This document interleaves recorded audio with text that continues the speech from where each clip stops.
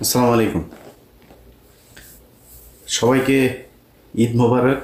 আজকে ডিম মোবারকের দিন ছিল, তো ডিম মোবারক উপলক্ষে আপনাদের সবাই ঈদ মোবারক জানাই।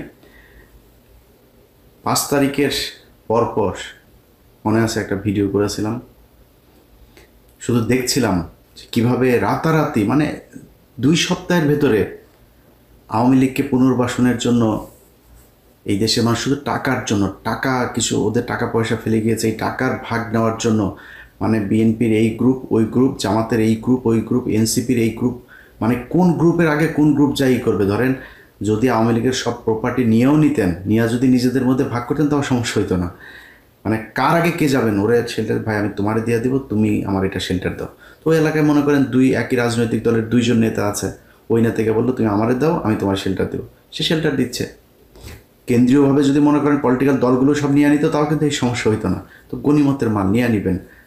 আওয়ামী লীগ কী জিনিস ওইটা আমার মনে হয় আমার চাইতে যাদের ডাবল বয়স তারাও এখন বুঝতে পারে না, অথবা বুঝতে চায় না, বুঝেন না, বুঝেও না বোঝার ভান করে। আওয়ামী লীগরে কুকুর বুঝেন, কুকুর যেমন রাস্তাঘাটে পয়দা হয় না, ওরা বল না ওদের জন্ম রাজপথে, ওদের মাদেরকে হাজার হাজার কুকুর মিলে লাগায় তারপরে যদি পয়দা করে যেটা ওইটা একটা আওয়ামী লীগ হয়। আওয়ামী লীগরে তবে মানুষের মতো করে আপনি করতে পারবেন না। একটা মেয়ে মানুষ আজকে কোথায় সেই নারীবাদীরা? মেয়েটার যে পরিমাণে গালাগালি করছে, এখানে যে হেনস্থা করলো, বাংলাদেশের নারীবাদীরা আজকে এখন আর কথা বলতে মন চায় না। কোথায় খুশি কবির, সুলতানা রহমান, কি কি সুলতানা যেন, এগুলো কোথায় আপনারা এখন করেন? কেউ কেউ করেন না কেন? দেশের পত্র পত্রিকা কোনো জায়গায় নিজে নারীর এই ধরনের অবমাননা হলো, এই অকথ্য ভাষায় গালাগালি তার গায়ে ধাক্কা দিয়ে ফেলে দিয়েছে তাকে। এই কথাগুলি আমরা পরপরই বলেছিলাম যে বাংলাদেশে একটা সময় আসবে সামনে, এইসব পোলাপানগুলো রাস্তাঘাটে যাবে আর মায়ের খাবে, থাপড়ানি খাবে। ভাই আপনার তো কেউ নাই, আপনার এই পলিটিক্যাল দল আছে। ওই যে জামাত দেখেন, জামাত কিন্তু জামাতের নেতাকে তারা ঠিক মতো করে বের করে নিয়ে গিয়েছে। মির্জা ফখরুলকেও বলেছিল, জামাতের ওইখান থেকে যারা ছিল তাদের একজন বলল, ফখরুলকে বলেছিল যে ওই তাহের সাহেবের সাথে যাওয়ার জন্য। তাহের সাহেব যখন বের হয়েছে তখন সব তাহের তাহের তাহের ভাই এভাবে সব স্লোগান দিচ্ছে। তো ফখরুলের আর ভাল লাগে নাই এটা, সে ওইখান থেকে বের হয়ে গেছে। সে মনে করেছে তার জন্য বিএনপির লোকজন ফুলের মালা টালা নিয়ে দাঁড়িয়ে আছে, তিনি আসবেন আর তিনাকে দেবেন। আর ভাই ফখরুল ভাই, আপনার দলের যে এই আন্তর্জাতিক বিষয়ক সম্পাদক যিনি লন্ডন থেকে এসেছেন এখানে, সে প্রতিবার এই সময় আসেন, তার কখনো খুব ভালো করে এখানে দেখা যায় না। এইবার খুব তিনি উত্তেজনা নিয়ে আছেন। আপনি যখন বের হবেন তখন তিনি তার নেতাকর্মীদের নিয়ে আরেক জায়গায় সরে গিয়েছিলেন। এই পুরো ঘটনাটা একটা প্ল্যানিং গেম হিসাবে আজকে ঘটেছে। এর সাথে জড়িত পররাষ্ট্র মন্ত্রণালয়ের একজন কর্মকর্তা ডক্টর ইউনূসের সাথে এসছেন, হাসান আল জামান রাফি। এটার সাথে জড়িত লন্ডন থেকে যিনি এসেছেন আনোয়ার হোসেন খোকন। আজ থেকে 3 দিন আগে তাদের বৈঠক হয়েছে। সেই বৈঠকে এই যে আজকে যে এদেরকে এনসিপির ছেলেপেলেগুলোকে পেটানো হবে এইভাবে, এটা আরও বড় ধরনেরই করার তাদের প্ল্যান ছিল। এটা একটা গতকালকে একটা মিটিং হয়েছে, সেই মিটিংয়ের ব্যাপারে তাদের পরিকল্পনা হয়েছিল যে এই আমরা তোমাদের নেতাকে নিয়ে কিছু বলবো না, তোমরা আমাদের নেতারে নিয়ে কিছু বলবো না, আমাদের শত্রু হচ্ছে ডক্টর ইউনূস আর হচ্ছে গিয়ে জামাত ইসলাম। সো জামাত ইসলাম আর ইউনূসে নিয়ে বলবে, আর এরা দুজনের স্লোগান তো এখন একই রকম, রাজাকার রাজাকার। আপনি কালকে জ্যাকসন হাইটে যদি বিএনপি আর আওয়ামী লীগের যে মিছিলটা দেখেন, যে ইয়েগুলো, সে মাঝখানে গিয়ে আনোয়ার হোসেন খোকন মানে বীরত্বের সাথে 2 পক্ষকে তিনি 2 দিকে সরিয়ে দিচ্ছেন, একদম মিশে মিশে মনে হচ্ছে ঈদের কোলাকুলি করছে।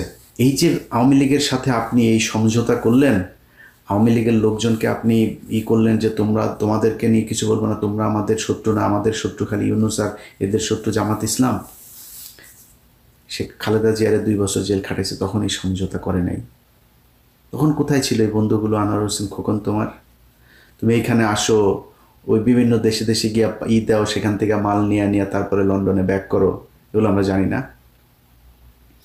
আজকে যখন কিনা আপনি দেখবেন এরা বের হয়েছে, মির্জা ফখরুলকে কিন্তু কেউ কিছু বলে নাই। সব ক্ষোভ ছিল হচ্ছে ওই 2 জনের উপর, আক্তার আর হচ্ছে গিয়ে যারা। পুরো এই বের হবে, কোন দিক দিয়ে বের হবে সব কিছু জানিয়ে দিয়েছে হচ্ছে এই হাসান আল রাফি, এই পররাষ্ট্র মন্ত্রণালয়ের যে কর্মকর্তা ডক্টর ইউনূসের বহরে এসেছেন তিনি। এটার সাথে এখানকার কূটনীতিক এই আপনার মিশনে যারা আছে, এখানকার দূতাবাসে যারা আছে, এদের মধ্যে অনেকে জড়িত। এখন পর্যন্ত আপনি কল্পনা করতে পারেন যে আওয়ামী লীগের এমপির ভাই, মামা, ভাগ্নে এখানে চাকরি করে? এটা বিশ্বাস হয় আপনার? এখানে চাকরি করে এখনো 80 ভাগ এখন পর্যন্ত আওয়ামী লীগের লোকজন এখানকার দূতাবাসে চাকরি করছে। আপনি সরান নাই। এই যে পররাষ্ট্র উপদেষ্টা তৌহিদ, সে বদমাইশ, একটা বদমাইশ, সবখানে সারা পৃথিবীতে সে আওয়ামী লীগের লোকজনের বসিয়ে রেখেছে।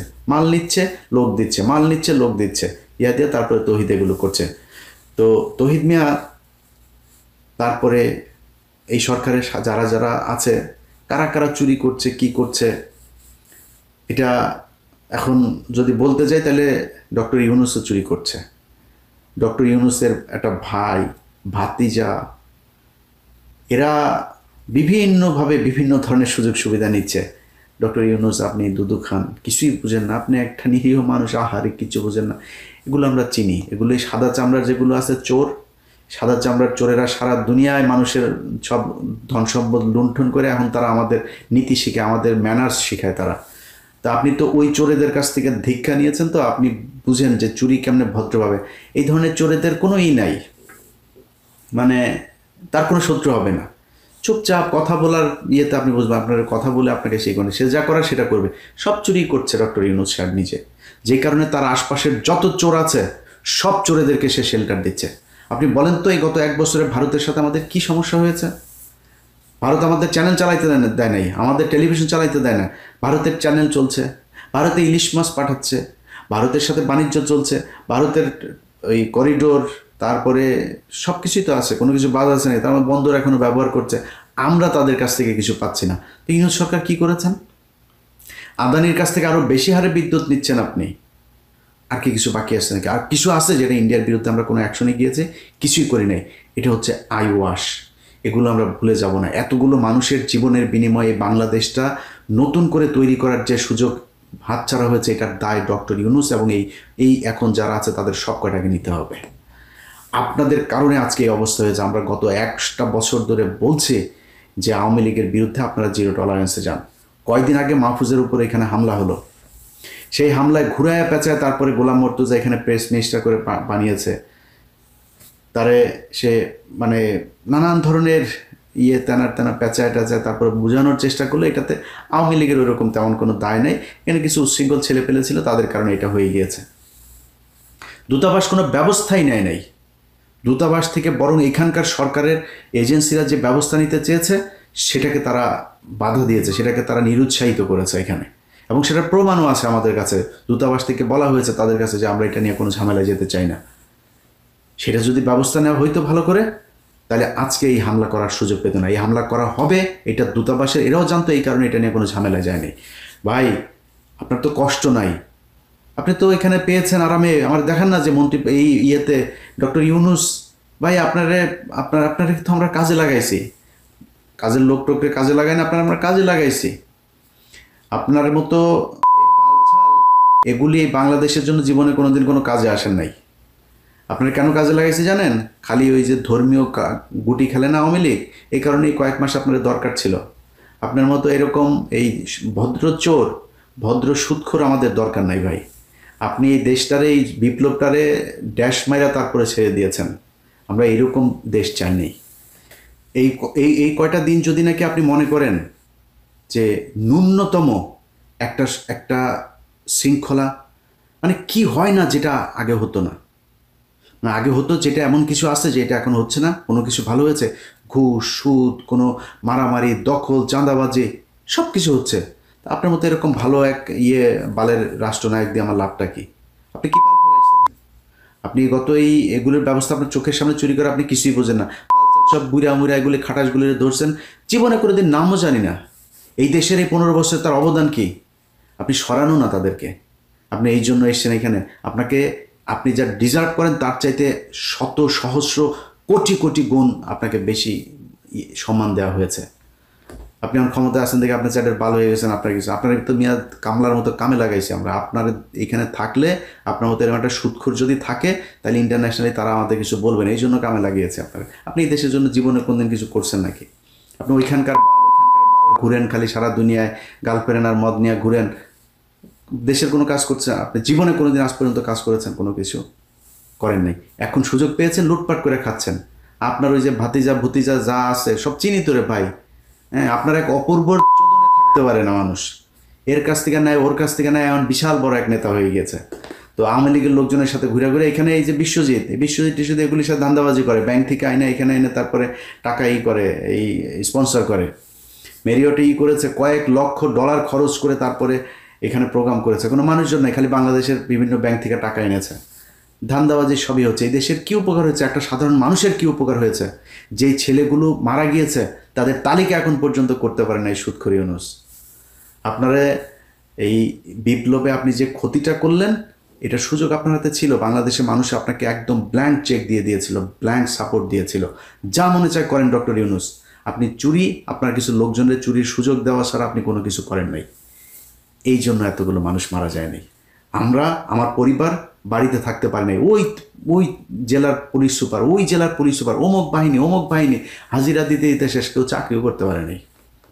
খোঁজ নিয়েছেন আমার পরিবারের লোকজনের সরকারি চাকরি গিয়েছে, সে চাকরি ফেরত পেয়েছে কিনা খোঁজ নিয়েছেন? এখন পর্যন্ত জেনেছেন? মামলা পর্যন্ত সরান নাই। আপনাদেরকে ছেড়ে দিব মনে করছেন, এইসব জেদ মনের ভিতরে চুপচাপ বসে আছে, অনেক সহনশীলতা দেখাচ্ছে। কারণ অনেকগুলো সমস্যা, হাসিনা না থাকাতে অনেকগুলো সমস্যা মাথা থেকে সরে গিয়েছে, যেই কারণে হজম করছে খুব ঠান্ডাভাবে। এটা খুব বেশি দিন হজম করব না। এখন তো তাও আসেন ক্ষমতায়, তারপরে একটু কম বলি, ক্ষমতাটা যাইতে দেন, গোষ্ঠী উদ্ধার করে ছেড়ে দেব আপনাদের। আপনারা কি মনে করেছেন তোরা যারা চুরি করছিস সেখানে বসে, তোদের দেশ ঠিক করে দেওয়া যাইতে হবে? এই 3 মাস যা সময় আছে না, এই 3 মাসের মধ্যে আওয়ামী লীগের সব কিছু একদম জিরো টলারেন্সে গিয়ে এদের সব কটারে ধরবি, এদের বিরুদ্ধে ব্যবস্থা নিবি। এখানে যারা করে এদের চেহারা দেখা যায় না, আমার সম্পত্তি ক্রয় করতে যায় নাই, কনক সারোয়ারের বন্ডে ধরে নিয়ে যায় নাই, পিনাকির বাড়ি ভাঙচুর করে নাই, ওই বিএনপির লন্ডনের মালিকের বাড়ি ভাঙচুর করে নাই, বাদল মির্জার বাড়ি ভাঙচুর করে নাই, এগুলো করে নাই তারা। তোরা কি করছিস এখানে? ওরা যে চেহারা দেখায় দেখায় যা মনে চায় তাই করে। কি করছিস? খালি টাকা পাইলেই চলে, টাকা পাইলে লাগাইতে দিবি, তোদের লাগাইতে দিবি। তোরা টাকা পাইছিস আর কিচ্ছু মনে নাই তোদের। কে আওয়ামী লীগ করে, কে কি করে, দেশে কি হয়েছিল কিচ্ছু মনে নাই। ইভেন এই পোলাপানগুলা, আরে ভাই এই দেশের সমস্যাটা কি ছিল জানেন না?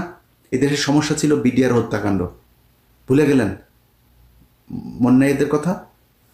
আমি খুব ক্ষুদ্র মানুষ, বিডিআরের পরিবারে যা জিজ্ঞেস করি, যারা জেলখানায় আছে ওদের জিজ্ঞেস কর, আইনজীবীরা জিজ্ঞেস কর, যারা এই গেল 3 দিন আগে যারা 15 দিন মুক্তি পেয়েছে, জিজ্ঞেস করে তোদের কোন বাপের অবদান ছিল এখানে?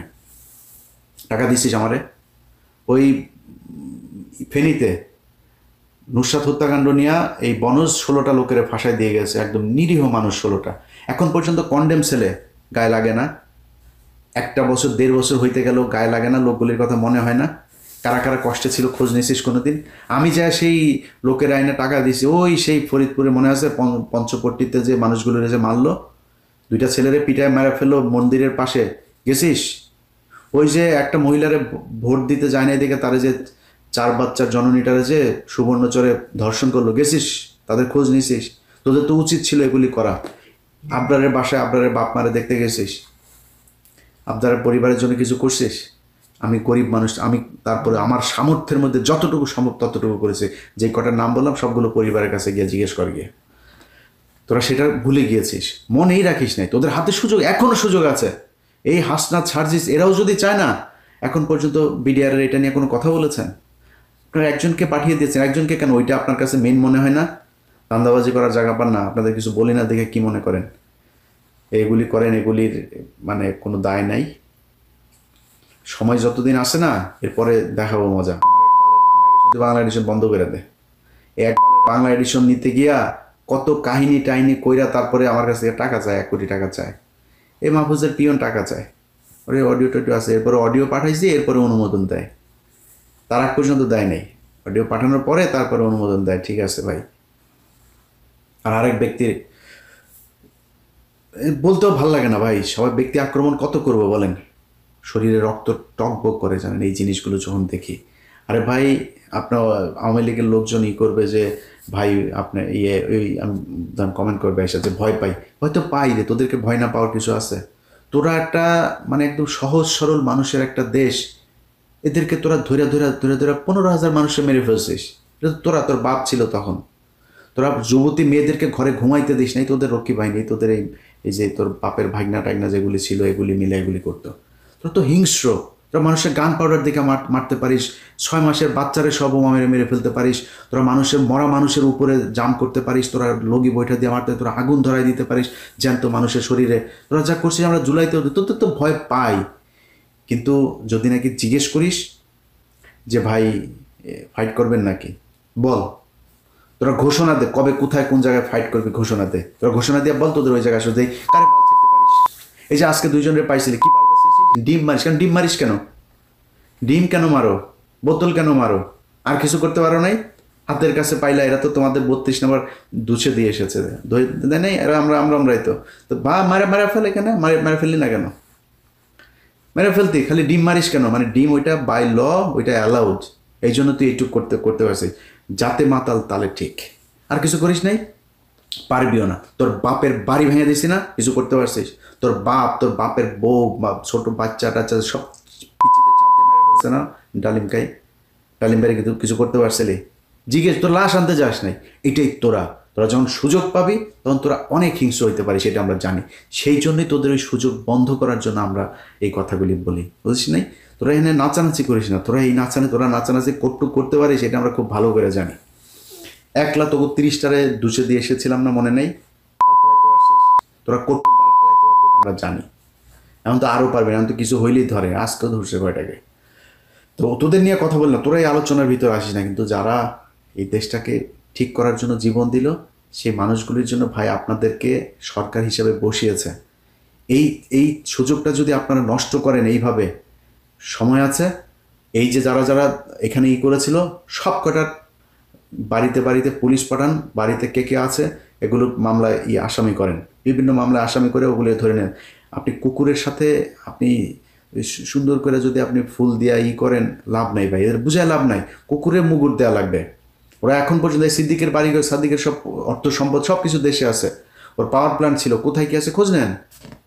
কিছুই করবেন না, আর আপনি মনে করেন খালি বসে চুরি করবেন আর আওয়ামী লীগ চুপ থাকবে। আপনাদের কারণে আওয়ামী লীগ এখানে এসছে। ওরা আসলো কিভাবে?